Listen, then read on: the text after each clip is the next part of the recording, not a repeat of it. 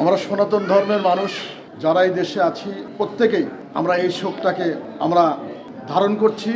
যে বেগম খালেদা জিয়া উনি যেন আমাদের মাঝে চিরন্তন হয়ে থাকে এবং ওনার আত্মা যেন স্বর্গবাসী হয়, তার জন্য আমরা প্রাণ খুলে আশীর্বাদ করছি এবং প্রার্থনা করছি যে আমার এই দেশের 3 বারের প্রধানমন্ত্রী উনি দেশের জন্য করে গেছেন,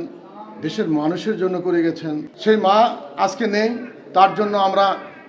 শোকাহত। জানেন যে আজকে আমাদের দেশনেত্রী বেগম খালেদা জিয়া স্বর্গবাসী হয়েছেন। আমাদের বাংলাদেশ পূজন পরিষদের পক্ষ থেকে বগুড়া জেলা শাখার আয়োজনে আমাদের সনাতন ধর্মের যারা মানুষ আমরা যারা আছি তার মৃত্যুতে আমরা শোকাহত এবং তার আত্মার শান্তি কামনার জন্য আমরা এই আশ্রমে এসেছি, তাই যেন স্বর্গবাসী হন।